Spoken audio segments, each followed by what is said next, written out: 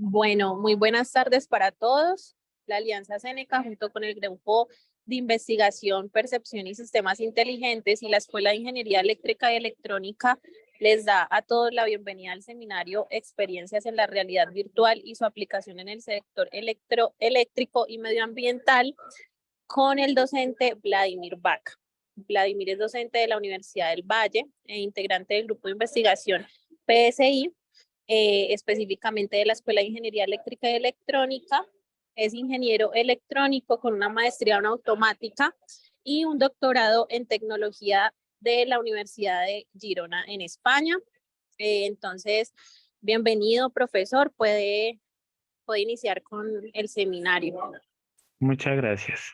Bueno, ahora, bueno, voy a poner un ratico la cámara como pues para saludarlos y pues que sepan quién soy yo. Bueno, como Diana dijo, pues mi nombre es Vladimir Vaca. Mi área principal de interés pues es la robótica móvil y ese tipo de cosas, aplicada pues obviamente a lo que es la robótica de servicio, pero pues una parte importante pues de mi background es precisamente el desarrollo de software y eso pues obviamente es súper transversal a muchas otras campos de acción. Y pues a nosotros se nos ha presentado afortunadamente la oportunidad de participar en varios proyectos con este fin y pues creo que nos ha ido muy bien. El día de hoy, entonces, les vamos a compartir una de esas experiencias, que es nuestra incursión, que ha sido pues paulatina a lo largo de mucho tiempo, en lo que es la realidad virtual y la realidad aumentada, ¿de acuerdo? Pero aplicado pues al sector eléctrico y medioambiental, inclusive lo hemos aplicado a lo que es la rehabilitación, rehabilitación de marcha, sobre todo para personas pues que tengan alguna dificultad en el caminado y pues que de pronto cuando van a terapia nos ha pasado pues que es muy cansón hacer la terapia, pero pues si uno le presentan una cosa en que distraerse, digamos que es mucho más llevadero precisamente ese tipo de cosas.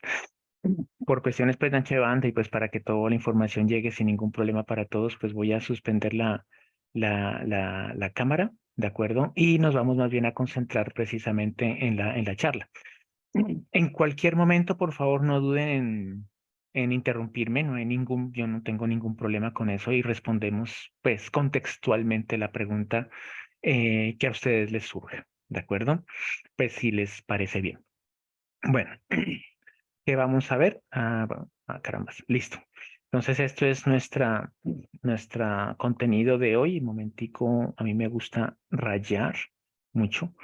Listo, entonces vamos a iniciar con una motivación, unas pequeñas definiciones. Uno piensa que a veces uno pues tiene las definiciones, pero es mejor tener como una línea base y pues de ahí en adelante pues ya da a definir. Una cosa que es muy importante, sobre todo en esta charla, pues que son las fases de desarrollo de este tipo de aplicaciones, porque pues hay metodologías de desarrollo de software, Scrum, hay en sus inicios RUP, hay Canvas, hay un poco de otras metodologías, pero pues uno le dicen en ese tipo de aplicaciones uno cómo hace, ¿no? Entonces, pues esa parte pues es como la parte central de nuestro desarrollo.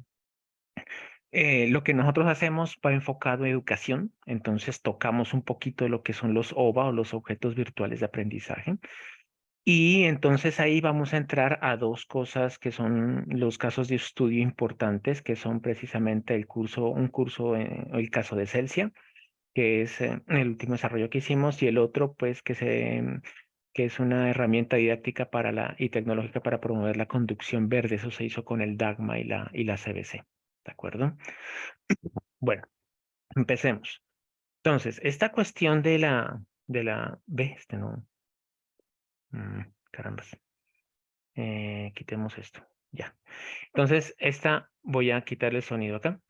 Esta cuestión de la realidad virtual, pues se está usando en muchas contextos. En este caso, como el video aquí lo muestra, estamos hablando de un contexto de construcción. Entonces, en la construcción hay muchas tecnologías, equipos, metodologías de construcción que pues los arquitectos, los ingenieros civiles, tienen que hacerlo entender a sus personas a cargo. Entonces, ¿qué mejor herramienta sin que pase ningún accidente que lamentar que estar al frente de un computador, ¿de acuerdo? Entonces ustedes ven, por ejemplo, en este aplicativo, en donde pues obviamente la renderización de las imágenes es muy buena, se tienen en cuenta precisamente las dinámicas físicas de los equipos, la gravedad, cómo entonces estos objetos en caso de que se caigan, pues tienen una reacción respecto al ambiente. Todo eso obviamente hay que programarlo, o sea, eso no viene copy and paste, no, eso no es así. ¿De acuerdo? Porque eso ya nos ha pasado, porque nos dicen, no, pero es que esto es lo que queremos así y debe haber algún recurso que ya esté listo. Hay recursos que están listos, pero la particularización de ese recurso, pues ya necesita precisamente de una persona que sepa programar ese tipo de cosas, ¿de acuerdo? Entonces, esto nos sirve precisamente para manejo de equipos especializados, procedimientos de construcción especializada y procedimientos de seguridad, ¿de acuerdo? O sea, es multifacética este tipo de cosas. Perdón. Otra, mm, otra dimensión del uso precisamente de la realidad virtual es precisamente en el hecho de aprender a transportarse en una ciudad. Esto inclusive lo usan en Shanghái y en Dubái para hacer que los niños, ¿de acuerdo? En su época pues de primaria, como ellos son tan susceptibles a lo de los juegos y esto, pues aprendan precisamente a tomar un bus, ¿de acuerdo? Aprendan los procedimientos, donde usted tiene que introducir la tarjeta, donde se puede sentar, donde no se puede sentar. Entonces, ese tipo de interacciones, pues obviamente son mucho más motivantes y entran con imágenes. Otro medio de transporte es el metro, entonces pues tiene que hacer este procedimiento, tiene que poner la tarjeta, tiene que esperar a que llegue el metro, abran las puertas, ahí sí usted puede entrar, ¿de acuerdo? Entonces es una interacción bastante interesante y aquí obviamente los niños se les empieza a decir, listo, hay puestos que son reservados para personas pues que mujeres embarazadas o personas que están en la tercera edad o personas que tengan alguna discapacidad de movilidad o algo por el estilo, ¿de acuerdo? Y pues que tienen que presentar tanto la tarjeta a la entrada como a la salida. Cosas importantes como decir, listo, miren, o sea, usted se puede ir caminando también, pero pues tiene que tener en cuenta que no puede pasar la calle en cualquier punto. Hay unos carros que paran, pues, y en la cebra, para hacer uso de la cebra y ese tipo de cosas. Y obviamente hay consecuencias si usted no hace eso, ¿de acuerdo?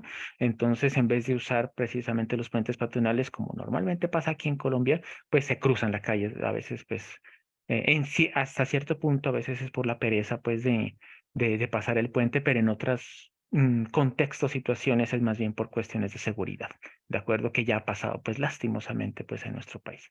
¿De acuerdo? Entonces, en esos contextos, pues es muy interesante el uso de este tipo de herramientas porque entra por los ojos, que es como nuestra principal fuente de aprendizaje. ¿De acuerdo? Y pues ya, digamos, trayéndolo a nuestra, como se dice, trayéndolo a nuestro sector de interés, pues obviamente ustedes aquí pueden ver que esto también se aplica precisamente para poder entonces familiarizarse con una subestación, por ejemplo, y aprender precisamente los componentes básicos de una subestación y llegar a operarla, ¿de acuerdo? Pero entonces eso son una serie de, ¿cómo se dice eso?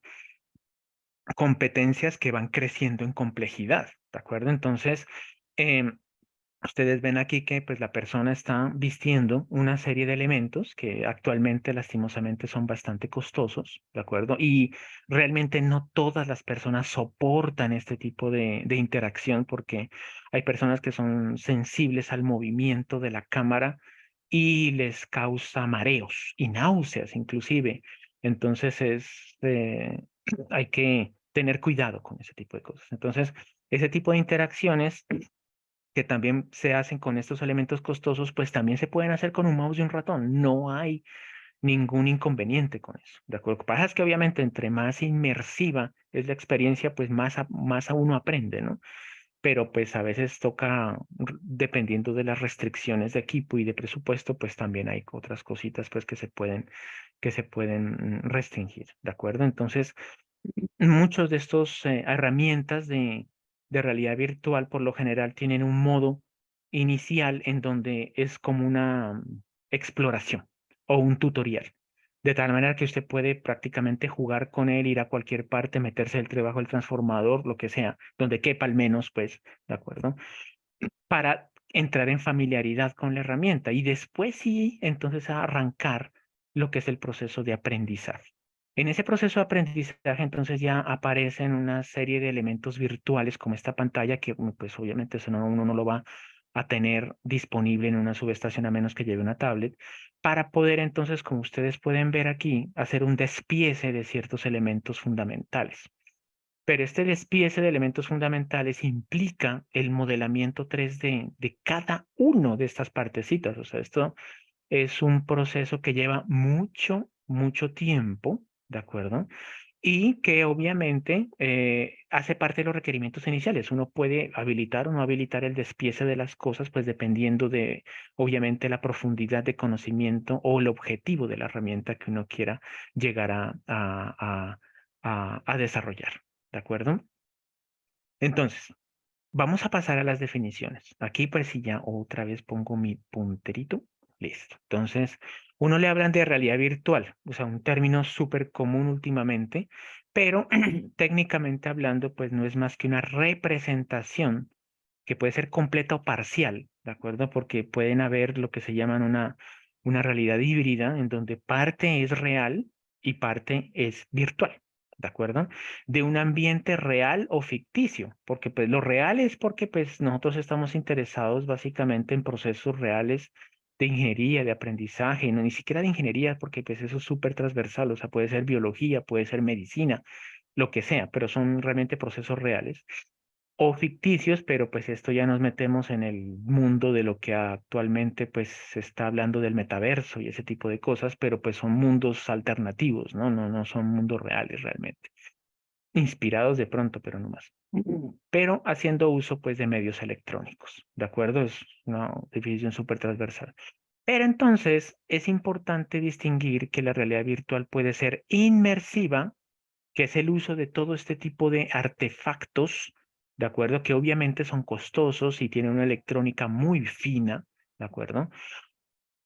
Y que me permiten aumentar la experiencia de inmersión, ¿de acuerdo? De creerme yo mismo que estoy metido precisamente en el cuento, ¿de acuerdo? Hasta la implementación, como ustedes pueden ver aquí, ¿de acuerdo? De un simulador de vuelo para drones, porque pues esto lo utilizan precisamente las personas que entrenan para drones, y realmente sentir cuál es como la inclinación real del dron y por dónde pues puede ir. O lo que se llaman cuartos de inmersión, son cuartos 360 donde precisamente se proyectan las imágenes. No necesita usted de cascos, entonces es mucho más manejable para personas que sean susceptibles a mareos y ese tipo de cosas. Obviamente la realidad virtual inmersiva es mucho más costosa en términos de equipos y obviamente en términos de requerimientos de hardware, ¿de acuerdo? Porque pues lo que se jala en términos de procesamiento pues es bastante alto. En su contraparte está la realidad virtual no inmersiva. Entonces aquí usted solamente necesita un ratón y un teclado. Ya está, ¿de acuerdo? Y obviamente a veces, dependiendo de los objetivos del aplicativo, pues va a necesitar cosas adicionales, como por ejemplo esto que les estoy mostrando aquí a la izquierda. Entonces estamos hablando de un sistema de rehabilitación de marcha, ¿de acuerdo? En donde se necesita una caminadora, un televisor para que la persona vea pues precisamente las interacciones, pero usted está pues usted está en el mundo real realmente, ¿de acuerdo? Y esto que está acá abajo es lo que nosotros diseñamos en la Universidad del Valle en conjunto con el grupo GISI eh, para poder montar precisamente un sistema de rehabilitación de marcha con realidad virtual no inmersiva. ¿De acuerdo? Se ha implementado una serie de terapias. Esas terapias obviamente nosotros no tuvimos nada que ver con ellas, o sea, por eso nosotros teníamos el apoyo precisamente de la Escuela de Fisioterapia de la universidad, para que ellos son los que dijeran, haga esto, se parametriza pues la terapia para que entonces la persona pues pueda tener ese tipo de experiencia, ¿de acuerdo? O lo que les voy a presentar ahorita más tarde, que es precisamente la herramienta de conducción verde, ¿de acuerdo? Que pues esta sí es con un hardware adicional, que es la de los jueguitos con volante y toda la cosa, ¿de acuerdo? Ese no solamente es con el ratón y el mouse, o también puede ser con un joystick, pero queda mucho más real pues con los otros aditamentos. Entonces, si uno escoge la realidad virtual inmersiva, uno necesita definir una interfaz, ¿de acuerdo? Lo más común son, por ejemplo, el Oculus Quest, el Sony PlayStation VR o el el Vive Cosmos, ¿de acuerdo? O guantes como estos que pues detectan prácticamente cualquier movimiento de los dedos, pues esto aquí no aparece el precio porque pues esto todavía es en desarrollo, ¿de acuerdo? O entornos, como aparece aquí en la parte izquierda, en donde yo capto el movimiento de las personas para poder, de una manera súper precisa, pues para poder entonces, con una serie de cámaras, y embeber esa persona pues en un ambiente virtual, ¿de acuerdo? Como ustedes pueden ver, aunque pues los precios no son del año pasado, ¿de acuerdo? No han trepado mucho, la verdad, pero pues con el precio del dólar últimamente, pues la verdad es que para nosotros se nos dificulta bastante ese tipo de adquisiciones, ¿de acuerdo? Ahora, las fases de desarrollo. Entonces, uno dice, listo, una realidad virtual inmersiva, no inmersiva, ¿por dónde arranco si yo necesito hacer algo de esto? ¿De acuerdo? Pues la cuestión es que nosotros también nos hicimos la misma pregunta, por supuesto, y empezamos a hacer una búsqueda de bibliografía bastante amplia. Y pues afortunadamente no somos los únicos. Y lo que hicimos después de ese análisis es definir una serie de pasos, ¿de acuerdo? Esos pasos inician con, esto es lo primero que hay que hacer, una recolección de información, ¿de acuerdo?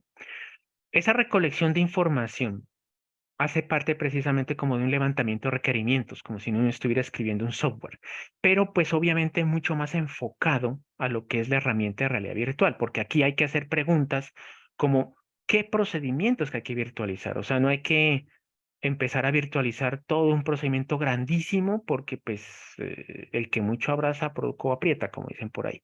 Es mejor empezar por uno más pequeño y después entonces sí generalizarlo. Esa es como a uno le dicen eso siempre, pero uno desobediente no es que le haga caso, pero uno hasta que no se estrella, pues no aprende, ¿de acuerdo? Pero esa es la recomendación principal y pues nosotros ya lo vivimos, ¿de acuerdo?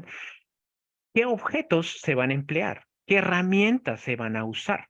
Entonces, esto, aunque no es un requerimiento del software como tal, es un objetivo estratégico, porque es que si uno no tiene estos objetos virtualizados o estas herramientas virtualizadas, pues no las puede manipular en un mundo 3D. ¿De acuerdo? Otra cosa que usted necesita preguntarse, ¿se necesita desbaratar, despiezar los elementos, sí o no? ¿De acuerdo? Porque eso ya depende de cuál va a ser su objetivo de aprendizaje. ¿Ok? Si su objetivo de aprendizaje es familiarización con un motor eléctrico, pues sí, no hay nada que hacer. Además de que obviamente uno le pone la dinámica al motor y toda la cosa, ¿de acuerdo? Pero en ese contexto sí, pero si el motor hace parte de un sistema grande, donde pues a mí me interesa más es el proceso grande, pues no es necesario, ¿de acuerdo? Entonces ese tipo de dimensionamientos uno tiene que realizarlo, ¿de acuerdo? Una cosa importante es las consecuencias positivas y negativas de cada acción o procedimiento. Aquí estamos hablando de generar un mundo virtual. ¿Qué pasa si yo estoy cerca de de una línea eléctrica y lindo, pues me da por coger uno de los cables? Pues, de acuerdo, o sea, en la vida real no hace eso, ¿de acuerdo? No debería. Pero, ¿qué pasa si en estos software virtuales yo lo hago? Pues tenemos que decidir cuál va a ser la consecuencia de eso, ¿de acuerdo? Entonces, primer paso, recolección de información. Segundo paso, y esto estamos hablando se van a dar cuenta que es una cosa tipo top-down, ¿de acuerdo? Que es definir la arquitectura, ¿de acuerdo? Del sistema.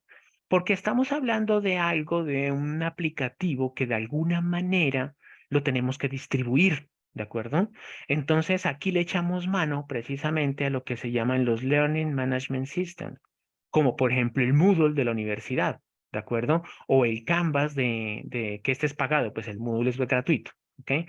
Pero entonces yo necesito responder cómo manejar usuarios, qué usuarios son los que van a existir, es decir, solamente van a ser usuarios normales, novatos, o van a precisamente existir usuarios experimentados que califican, etcétera. Entonces, ese tipo de perfiles yo necesito pues definirlos, por supuesto. Y las fases del entrenamiento, no es que yo le presento la aplicación y de una calificarlo, no, ¿de acuerdo? Es gradual. Entonces, es siempre, pues hay una familiarización, después de la familiarización hay un tutorial, después del tutorial, pues entonces viene por lo general lo que se llama una práctica libre, que es como haga el procedimiento usted solo, ¿de acuerdo? Para ver si usted se lo grabó y finalmente usted lo puede repetir N veces, porque está en su computador, y después se aplica pues a la fase de evaluación donde ahí sí usted obtiene una calificación. Entonces, ese tipo de fases deben ser soportadas por el aplicativo, ¿ok? Ahora, uno tiene que después decir, listo, yo estoy manejando unos usuarios, tengo una herramienta, y necesito decirle a la persona pues de la empresa, vea, tales personas están o no están calificadas para seguir a la siguiente fase o lo que sea, ¿de acuerdo? Entonces yo necesito integrarlo con los procesos de la empresa donde me han encargado ese tipo de cosas. Les debo emitir unas métricas, ¿de acuerdo? Entonces, y esas métricas obviamente toca medirlas a lo largo de el proceso de evaluación o de tutorial, por ejemplo, ¿de acuerdo? Entonces, eso hace parte precisamente de lo que es la arquitectura del sistema. Ahora sí, como nosotros ya tenemos requerimientos, tenemos los objetos, tenemos las herramientas que necesitamos modelar, este es un paso que toma bastante tiempo y es el modelamiento 3D de las cosas, ¿de acuerdo? Un martillo, un destornillador, eh, pues no para no mencionarles cosas complejas como un motor, por ejemplo, ¿de acuerdo? O un reconectador, o una escalera. Todo eso tiene uno que modelarlo en 3 dimensiones. Hay muchos repositorios que le ayudan a uno para poder no reinventar la rueda.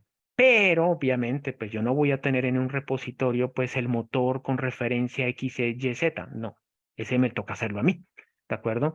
Y pues si yo tengo los planos CAD del sistema, pues eso es una ayuda, ¿de acuerdo? Pero esto es una labor de un equipo de diseño gráfico que manejan herramientas como SolidWorks, Blender, 3DX, Maya y ese tipo de cosas para poder entonces modelar los objetos y las herramientas y los ambientes de trabajo. ¿De acuerdo? Eso es una etapa bastante larga, ¿de acuerdo? Y obviamente modelar el objeto es ponerlo en un ambiente virtual, pero no se mueve, ¿de acuerdo? No se mueve para nada. Entonces, ¿qué pasa? Ahí viene el cuarto punto. El cuarto punto tiene que ver con la animación, ¿de acuerdo? Es la introducción de una serie de propiedades físicas, tanto estáticas como dinámicas, para que la herramienta, si yo la suelto, pues por la gravedad, pues se caiga y dependiendo de la inercia y de cómo pegó contra el piso, pues rebote, ¿de acuerdo? Y ese tipo de cosas. O sea, hay un motor de simulación de estos efectos físicos dinámicos, pues que hay que introducir, ¿de acuerdo? Y si son equipos especializados, como precisamente los que ustedes pueden ver acá, que son los interconectores, los switches, los transformadores, todo ese tipo de cosas que, pues, por ejemplo, aquí hacen parte de una subestación, ¿de acuerdo? Pues peor aún, ¿de acuerdo? Entonces hay que introducir y programar ese tipo de propiedades, ¿de acuerdo? Entonces, eh, y lo otro es que yo como actor dentro del ambiente, pues entonces yo necesito definir cuál va a ser mi interacción con esos equipos.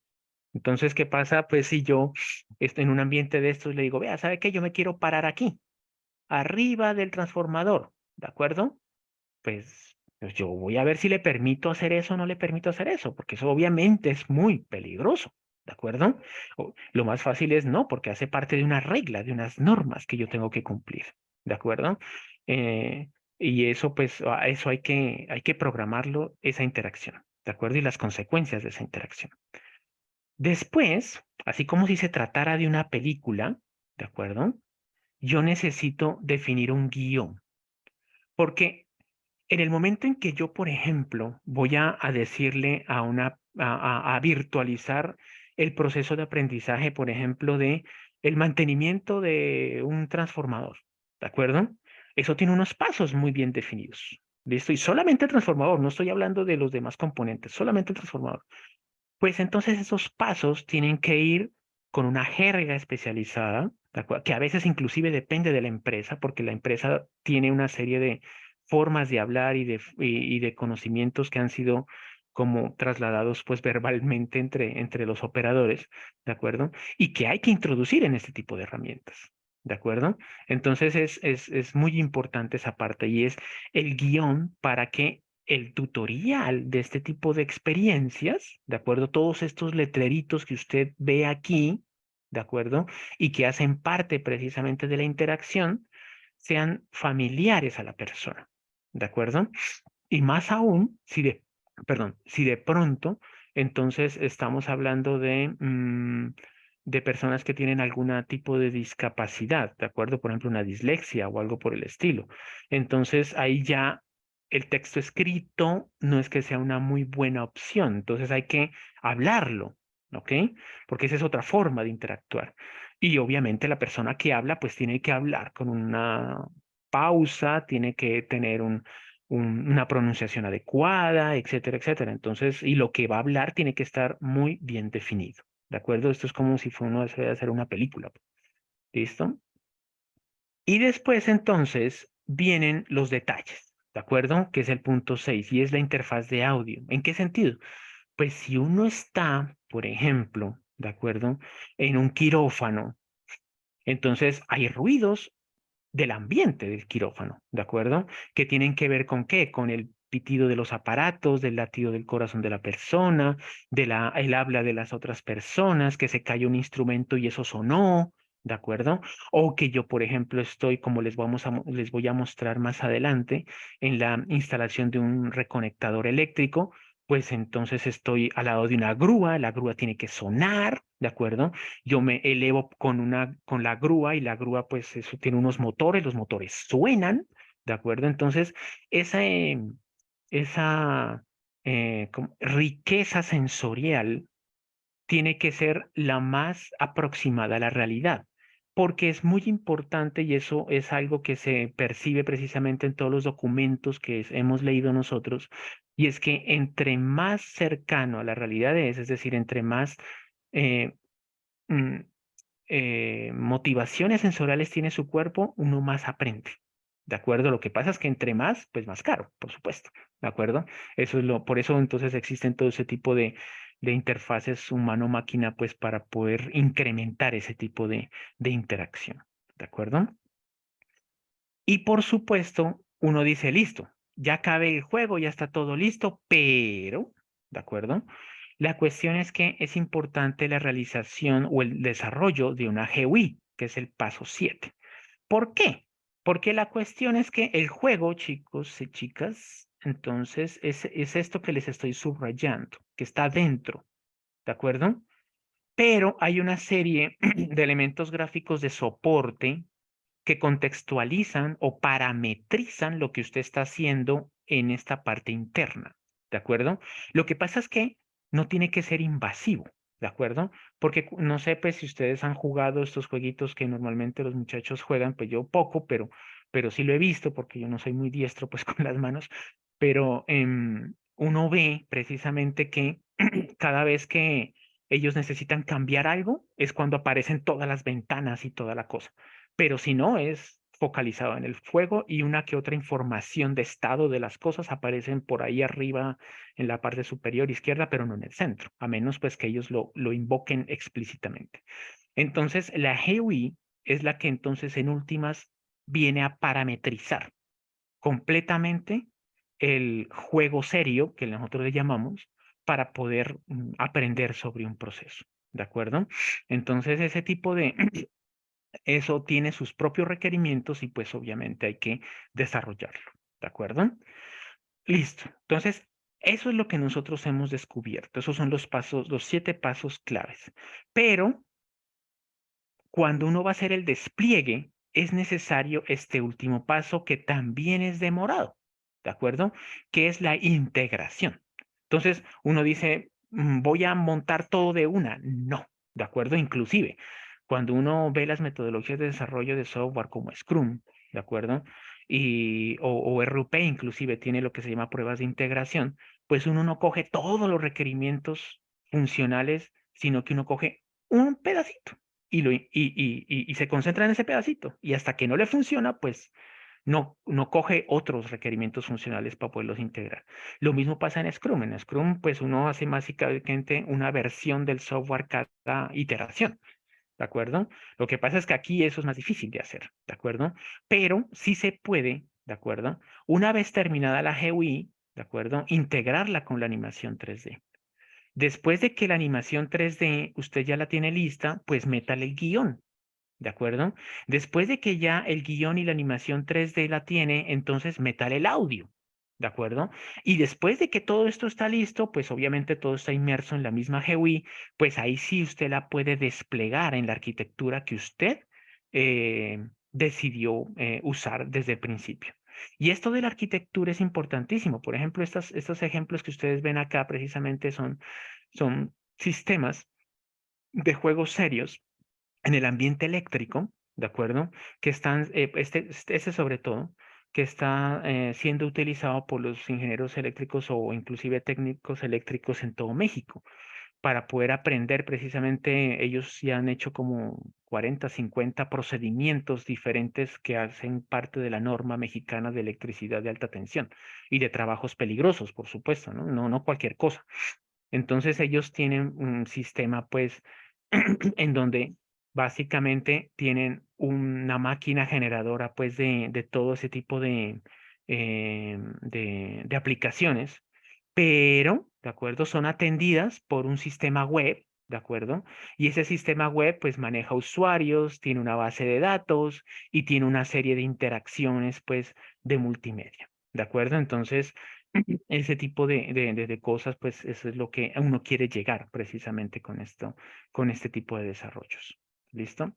Ahora, cuando uno utiliza un LMS, ¿de acuerdo? Para poder desplegar su herramienta, pues uno no es la herramienta sola, ¿de acuerdo? Sino que uno tiene que echarle mano a una cosa que se llama los objetos virtuales de aprendizaje. Los objetos virtuales de aprendizaje son básicamente entidades digitales, ¿de acuerdo? Que son estructurados, ¿de acuerdo?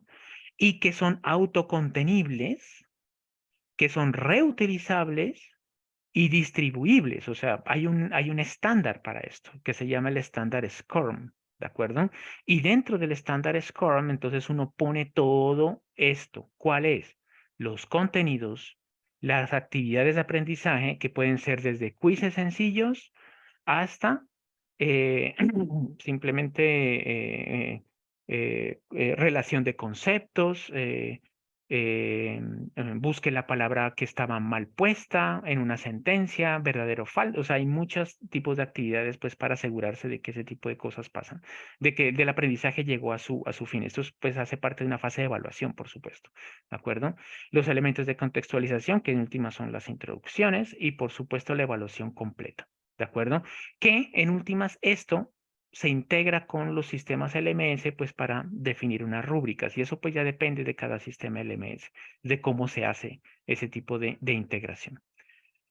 Este es el caso de estudio que les quería mostrar, ¿de acuerdo? O sea, aquí solamente vamos a ver rápidamente unos pantallazos y más adelante pues vamos a ver un video, pues un video que se los comparto ahorita, no hay ningún problema en que ustedes lo vean. Está en YouTube, ¿de acuerdo? Ahorita les comparto el enlace, eh, porque pues 20 minutos viendo un video pues no es, ¿de acuerdo? Pero entonces, en esta herramienta que se hizo para Celsia, la idea es montar virtualmente un, eh, una herramienta de aprendizaje para la instalación de un reconectador, ¿de acuerdo? Que no sé si ustedes lo han visto en las calles últimamente, los han estado montando, son básicamente unos switches de las redes pues, de alta tensión para aislar fallas, ¿de acuerdo? Para que si cae un rayo, pues no afecte a toda la ciudad o a parte de ella, sino simplemente a un circuito muy, muy definido, ¿de acuerdo? Entonces nosotros hemos definido un tutorial, una práctica libre y una evaluación, ¿de acuerdo? Y por supuesto, nosotros aquí observen que las interacciones precisamente son a punta de lecturas, la sensibilidad del movimiento del mouse y todo eso se gradúa porque, yo, como les dije, o sea, esto uno no cree, pero hay personas que son sensibles a marearse con este tipo de interacciones. Entonces es importante considerar eso. Y si usted está haciendo un manejo de un joystick, que normalmente a veces se lo pone pues a los computadores también, pues lo puede introducir, ¿de acuerdo? Y entonces se pueden simular precisamente ambientes como este que está acá, donde no sé si ustedes pueden ver las goticas de lluvia, que en estos casos, pues, si la persona elige seguir realizando la instalación, pues, punto malo, porque no debería, ¿de acuerdo? Si está lloviendo, no voy a poner a tocar una línea de alta tensión, ¿de acuerdo? Eso no está permitido en las normas, ¿de acuerdo? De seguridad. Celsia tiene una serie de formatos pues para eso y esos formatos pues tienen que llenarse obligatoriamente, ¿de acuerdo? Después se bajan los componentes de la grúa. Aquí está, por ejemplo, el reconectador, que es el elemento principal alrededor del cual estamos trabajando, ¿de acuerdo? Y, por ejemplo, acá son todos los componentes necesarios que necesitamos. Miren que hay unos que inclusive están en mal estado. Entonces, eso yo lo puedo simular y decirle, ¿lo elige o no lo elige? Si la persona elige un componente de mal estado, pues punto malo, ¿de acuerdo? Pero entonces eso hace parte precisamente del hecho de que la persona tiene que chequear de que el componente pues está precisamente en buen estado. ¿Listo? Después entonces nosotros arrancamos una etapa de armada del reconectador. Observen que aquí a la persona se le indican con estas bolitas rojas donde tiene que actuar, ¿de acuerdo? Dependiendo precisamente de lo que le están diciendo acá los comentarios en la parte superior izquierda. Y entonces la persona va aprendiendo a armar las cosas una tras otra, ¿de acuerdo? Observen, guías virtuales, ¿de acuerdo? Por ejemplo, este marco verdecito que ustedes ven aquí, se supone que ahí es donde yo tengo que ubicar la grúa para poder entonces después proceder a aislar las líneas de alta tensión, que pues esto es una instalación en vivo, o sea, en ningún momento la línea pues se suspende, ¿no? Entonces, eso hace que entonces, ¿qué? La persona que está haciendo el procedimiento se vuelva diestra en manejar la grúa, ¿de acuerdo? Y ubicarla precisamente, obviamente no de una manera exacta, por supuesto, porque no es así, pero con un nivel de tolerancia pues más o menos aceptable. Se instala, por ejemplo, el transformadorcito que normalmente se necesita para este tipo de cosas. El reconectador armado también se lo sube. Se instalan las cuchillas, ¿de acuerdo? Uy, aquí ya como que acabé. Las cuchillas y, por supuesto, se cortan las pértigas allá arriba, ¿de acuerdo? Y, bueno, esto es un recorrido supremamente, ¿cómo se llama? Súper rápido, pero ahorita vemos el video con un poquito más detalle. Y siempre se generan unas métricas, que son las que vamos a ver más adelante, como estas. Entonces, estas métricas son las que arroja precisamente la herramienta. Y aquí le decimos, vea, el procedimiento de instalación del reconectador tiene todas estas, nosotros le llamamos misiones, ¿de acuerdo? Son misiones muy pequeñitas y para eso hay un tiempo específico, ¿de acuerdo? Y en ese tiempo específico, pues nosotros no solamente medimos tiempo, sino el número de veces que la persona se equivocó, de alguna manera, ¿de acuerdo? Entonces, y cada equivocación implica un punto negativo, ¿de acuerdo? Entonces aquí nosotros le decimos, vea, es que aquí tenemos su curva, que es la que está en negrito, ¿de acuerdo? La curva en azul es una curva de principiante típica, la del usuario intermedio y la del usuario avanzado. Obviamente la idea es llegar o aproximarse a el usuario avanzado, ¿de acuerdo? Pero pues eso no es más que práctica, ¿de acuerdo? Y se correlaciona esta curva que está acá con la que está acá abajo, en donde aquí yo digo, vea, estos son los errores y puntos negativos. Entonces, aquí yo puedo decir, vea, esta persona necesita refuerzo en esta y en esta fase, y en esta fase y en esta fase, ¿de acuerdo? Y así sucesivamente, ¿listo? Entonces, a la persona después dice, yo tengo que poner cuidado más en esto, o sea, hay una realimentación de en qué parte es en donde yo me estoy equivocando más. ¿De acuerdo? Eso es una cosa súper importante para esto. Y pues las métricas obviamente se definen con la persona pues que te encargó el trabajo, porque pues en este caso pues Elsia dice que pues ellos están interesados en el tiempo en que están invirtiendo en una parte del procedimiento y los posibles errores que haya cometido, ¿de acuerdo? Este es el video que les estoy diciendo. Voy a quitar el puntero para verlo un ratico, ¿de acuerdo? Entonces está en... Qué pena.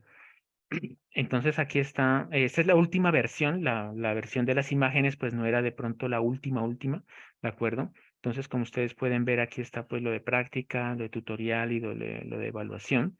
Los menús observen que ya pues ya cambiaron un poquitico, ¿de acuerdo? Entonces esta es como la forma, sí los muñequitos son como medio raros, pero bueno, así las quisieron. Listo, entonces aquí uno de los primeros pasos precisamente es la apertura de las puertas, el chequeo ¿cómo se llama? De los formatos, ¿de acuerdo? Que se necesitan. Vamos a ver, esto de los formatos es como larguito, que hace parte de las medidas de seguridad. Después viene precisamente, como ustedes pueden ver, ya el vaciado de los elementos en el piso. Observen que como cada elemento está renderizado, pues yo lo puedo rotar y lo puedo observar, ¿de acuerdo? Y eso es a punta de mouse y teclado, o sea, no estoy usando más. Ahora, ustedes dirán, no, ¿y qué pasa si yo le quiero meter a esto un Oculus? No hay ningún problema. Nosotros utilizamos Unity. Todos estos software que utilizan o con el cual uno puede hacer este tipo de diseños y desarrollos, pues uno le dice previamente cuál va a ser la HMI con la cual se va a usar, ¿de acuerdo? Y él ya tiene los drivers y ya tiene las interacciones necesarias para poder entonces desplegar con una determinada resolución el renderizado pues de todo el aplicativo, ¿de acuerdo? Obviamente, el renderizado es algo que se demora bastante. ¿De acuerdo? Entonces pues, necesita uno una muy buena máquina pues para hacer este tipo de cosas. ¿De acuerdo? Bueno, esta es bajada de componentes. ¿De acuerdo? Y los componentes están acá y se le enseña a la persona, vea, es que usted como puede intercambiar las herramientas, puede intercambiar los componentes, ¿de acuerdo? Aunque este es un trabajo en equipo, la idea detrás de esto es que las personas que hagan este tipo de experiencia sepan todos los pasos de instalación. Esto por ningún motivo reemplaza la experiencia real. Lo que quiere Celsia con esto es que las personas que, están siendo entrenadas para la instalación de este tipo de dispositivos, ¿de acuerdo? No lleguen ¿cómo se dice? Tan poco experimentadas con el procedimiento al campo. Actualmente llegan solamente leyendo un manual.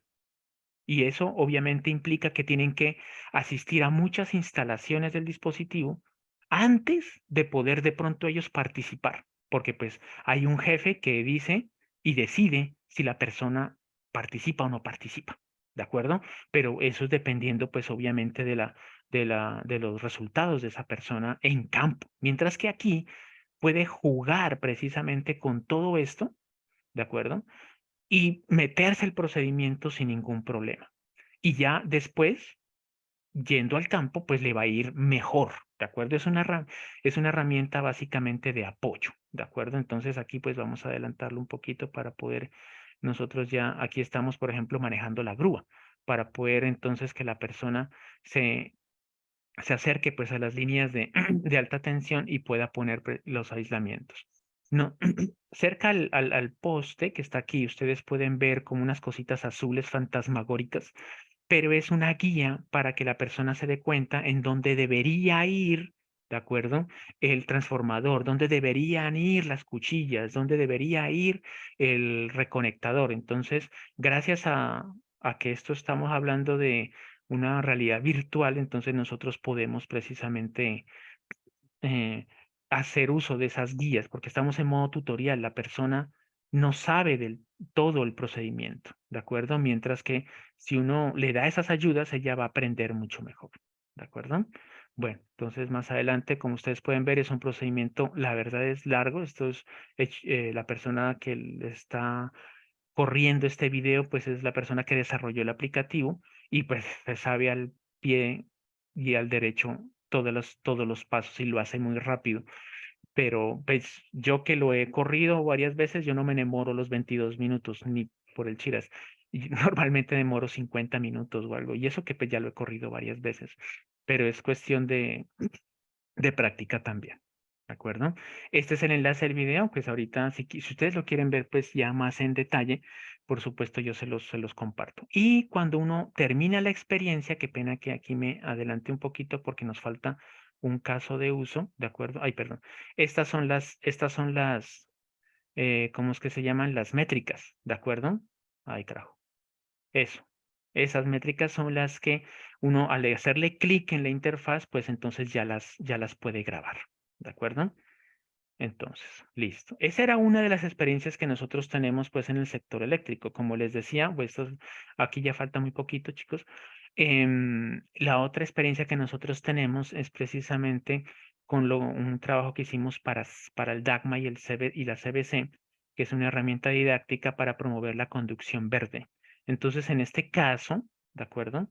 En este caso, nosotros hacemos uso, ¿de acuerdo? De la arquitectura, una arquitectura tipo MVC, que es una arquitectura típica de software, ¿de acuerdo? Donde tenemos un modelo, un controlador y una vista para poder hacer las interacciones precisamente de los elementos. El hardware, como les decía al inicio, hace parte de un kit de juegos de Fórmula 1, normalmente. Tiene un volante, tiene una caja de cambios y los pedales. Importante que sean los pedales 3, pues, o sea, no sea una caja automática, ¿de acuerdo? Porque es ahí en nuestro ambiente donde se ven precisamente los mayores consumos precisamente de CO2. La lógica del juego es la siguiente, o sea, nosotros básicamente, caramba, se me perdió el mouse, tenemos 4 niveles. Un nivel 0 que es demo, o sea, es como una familiarización. En el nivel 1 sí ya empezamos a interactuar bien. Aquí solamente medimos el consumo de CO2, no más. Es decir, cómo usted maneja en lo básico. E inclusive aquí no hay tráfico. En el nivel 2 ya hay tráfico, pero además del consumo, le vamos a decir, vea, vamos a meter el aire acondicionado y ver entonces cómo impacta eso precisamente en, en la conducción verde. Y el 3, que es cuando usted ya pasa todos estos otros niveles, sumamos el impacto de gases, el aire acondicionado y, y las personas que arrojan pues basura no biodegradable como plásticos y o papel. ¿De acuerdo? Entonces, la idea es que se vea un efecto directo e impactante, ¿de acuerdo? De que si usted le gusta acelerar mucho en el carro, mire cuáles son las consecuencias de eso, ¿de acuerdo? Y para eso, entonces nosotros tenemos una serie de métricas que son dinámicamente modificadas a lo largo de este juego serio. Y es precisamente que tenemos una relación del consumo de combustible con las emisiones. La relación entre las emisiones y la salud de la vegetación y la relación de lo que es las basuras con la salud de la vegetación, ¿de acuerdo? Y esto lo vemos desde el punto de vista del estrés hídrico, ¿de acuerdo? Entonces, en el nivel 0, que es demostración, como ustedes pueden ver acá, pues usted está dentro del carro, tenemos el medidor de revoluciones y tenemos las velocidades, ¿de acuerdo? Y usted está en una carretera sin tráfico. Pero si usted consume mucho CO2, es decir, le encanta revolucionar el carro, este arbolito que usted ve aquí se va quedando pelado, sin frutos, que son los rojitos, y sin hojitas. ¿De acuerdo?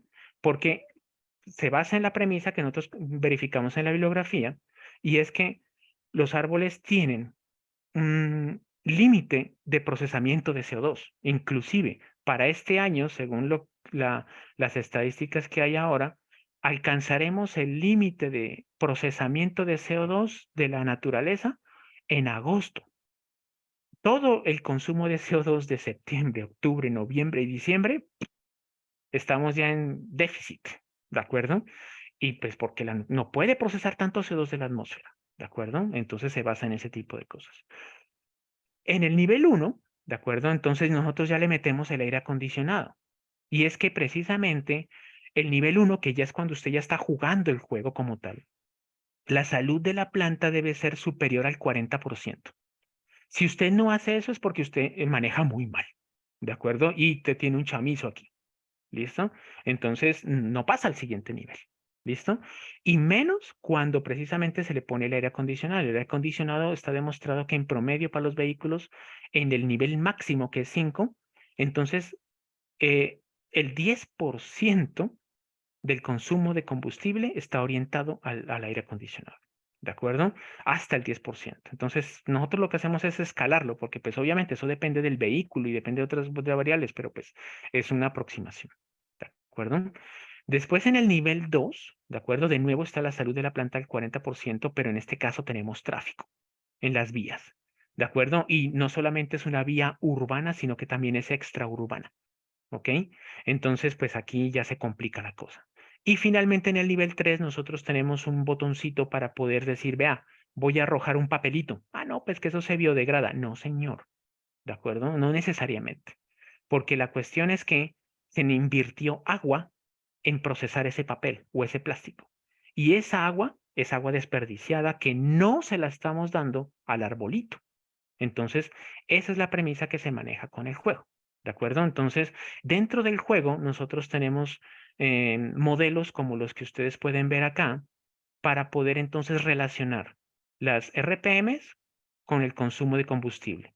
Pero uno nunca ve las RPMs, uno más bien ve qué tanto presiona o no el acelerador en relación al consumo de combustible. Entonces, esta es la que nosotros utilizamos. Esto fue sacado pues de un trabajo bibliográfico, por supuesto. Esto no lo inventamos nosotros. ¿Listo? Y en términos de lo que es la basura biodegradable, pues hay estadísticas que la verdad son preocupantes, ¿de acuerdo? Al menos en lo que es Latinoamérica, una botellita de 500 mililitros, una botellita de 600 mililitros, que es una botella de agua típica, ¿de acuerdo?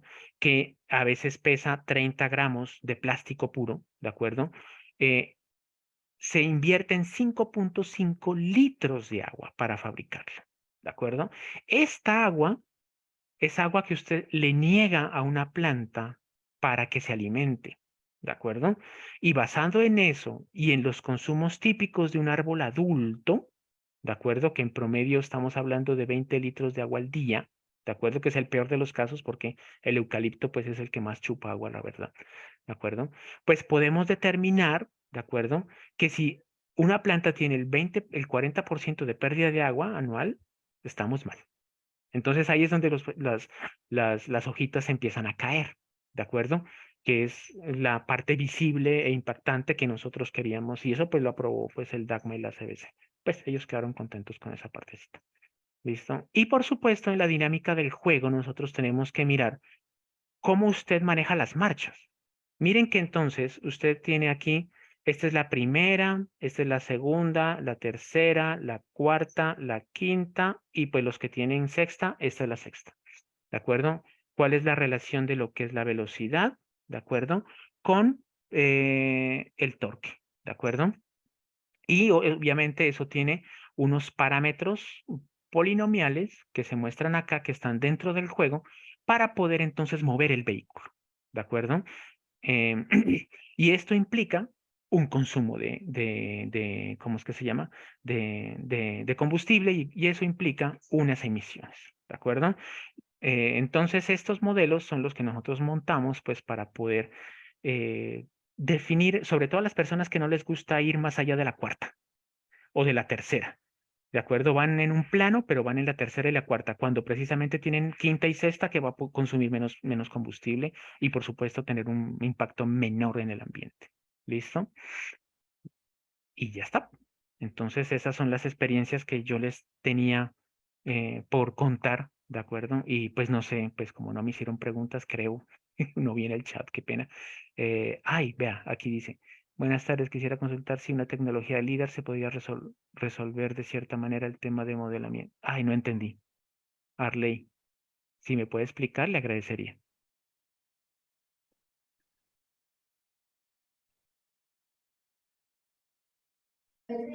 Sí, buena tarde.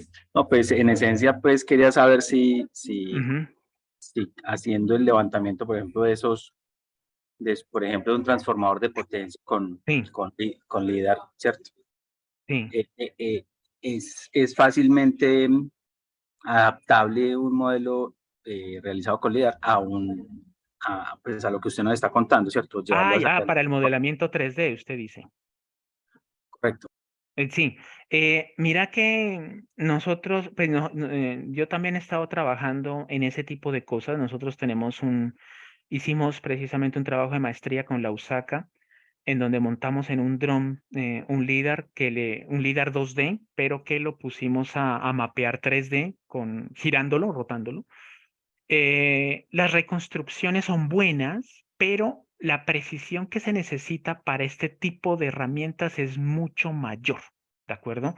Porque lastimosamente cuando uno hace las reconstrucciones con LIDAR, pues digamos que el impacto, ¿cómo se dice? La resolución espacial no es tan buena como la que uno necesita. Y lo bueno ahora es que, mira que muchos fabricantes, y eso tuvimos la experiencia precisamente con Celsia, muchos fabricantes ya distribuyen los modelos CAD. Si usted le compra el modelo reconectador X, ellos ya tienen el CAD de ese reconectador.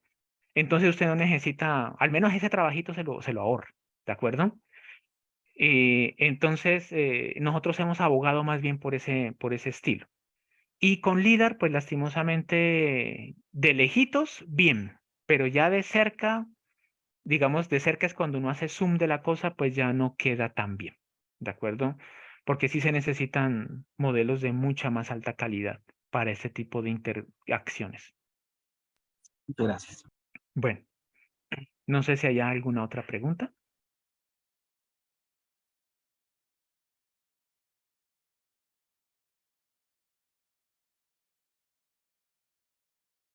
sugerencia, queja, reclamo.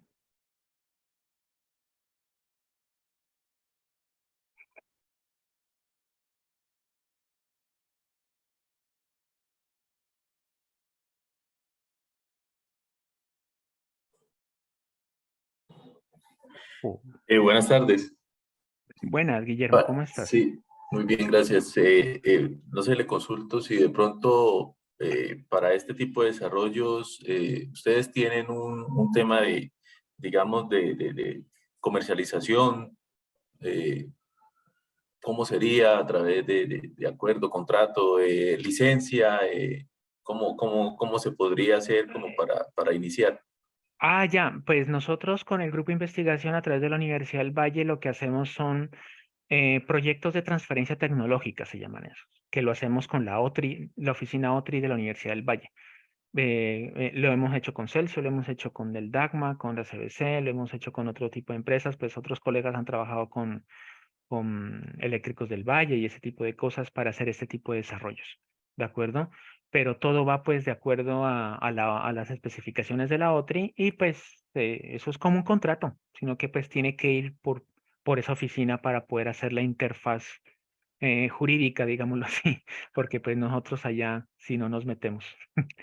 Ese es como el procedimiento estándar. De acuerdo. Y digamos, ustedes estarían en la posibilidad de hacer como diseños a la medida, o sea, con Claro, ambientación claro que de sí. cada No, es que empresa. sí, señor. Inclusive, pues eso, lo de Celsia, lo del DACMA son diseños a la medida, porque ellos son los que nos impusieron los requerimientos, ¿de acuerdo? U otros, pues los pusimos nosotros en mutuo acuerdo, porque, pues, o sea, nosotros sabemos de la parte técnica y les decimos, vea, es mejor incluir este requerimiento por esta y estas otras razones, ¿de acuerdo? Pero, claro, eso hace parte, pues, del proceso de desarrollo, ¿no? Muchas gracias. Quedo atento si nos puede compartir entonces en el chat los datos de contacto. Sí, señor, Muy con amable. mucho gusto.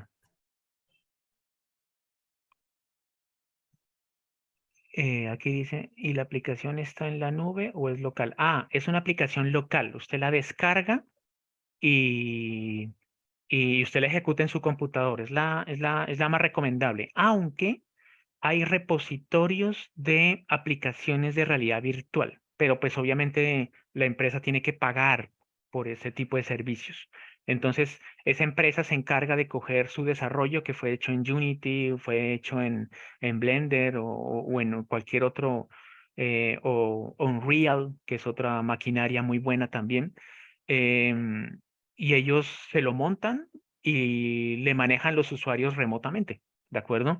Y obviamente el procesamiento y todo pues está por allá, pero pues obviamente es un servicio, ¿no? Entonces la empresa ya tendría que entrar a hostearlo, ¿ok?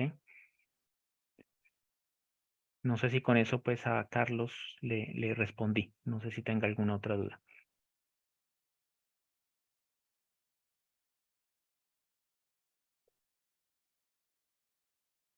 Dice, ok, con mucho gusto.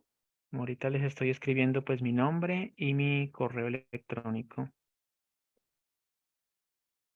que aunque estaba en la presentación, pero es mejor tenerlo aquí en texto a la mano, ¿cierto? Correo univalle.edu.com. Listo, listo. Faltó la primera. Ay, no sé de qué me está hablando. Ah, bueno, la utilización es mono o multiusuario. Ah, ya, listo. Mono multiusuario. Las que hemos hecho son monousuario, ¿de acuerdo? Aunque actualmente sí hay unas aplicaciones de empresas pues que ya tienen esto súper montado, pues y es bien complejo, porque ahí sí son múltiples usuarios haciendo una tarea, ¿de acuerdo? Sino que eso sí ya requiere que sea, no esté trabajando en el computador de uno, sino que esté en la nube para poder montar ese tipo de cosas. Pero esa se puede hacer, ¿de acuerdo? Es más complejo, por supuesto, el desarrollo, pero se puede hacer porque se califican roles, que eso pues actualmente pues está siendo evaluado pues intensamente en las empresas.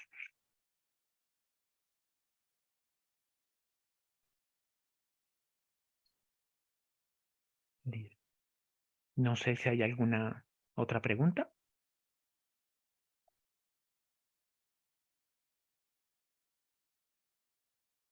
Ah, carambas. Envié como que solamente a quién, a todos. Venga, un momentico. Como a todos en la reunión. Sí, espere un momentico. Tiene toda la razón. Ahorita sí escribo el contacto para todos. Listo, ya. Gracias, Carlos, muy amable. ¿Alguna otra pregunta?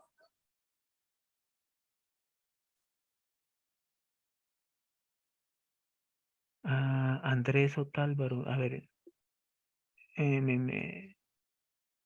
Andrés, ¿qué me preguntaste? ¿Lo del LIDAR? Ah, no, mentira. ¿Han hecho uso de Vuforia para el escaneo 3D de algún objeto? No, no lo hemos usado. ¿O qué hacen para pasar un objeto físico o real a digital? Pues lo primero es buscarlo si hay un repositorio de ese objeto. Si no, apunte medidas físicas y con SolidWorks y después se exporta. Esa es ese es el trabajo. Lo primero, pues obviamente ver si alguien hizo ya el trabajito. Y si lo puede comprar, porque a veces pues venden precisamente modelos de 3D y no son costosos.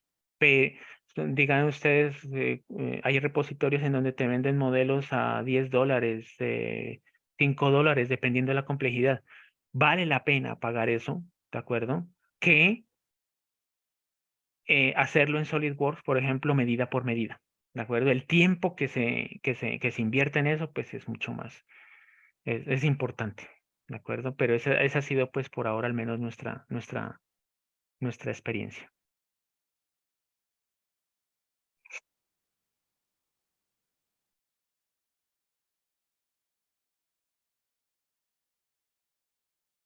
No sé, entonces, ¿alguien me faltó? Listo, buena tarde, Andrés. Pues no sé, si no hay nadie más, pues yo ya estoy llena. Listo, profe. Entonces, terminamos la reunión. Ok, bueno, les agradezco muchísimo su tiempo. Que tengan muy buena tarde y un bonito fin de semana. Bueno, muchísimas gracias a todos los asistentes.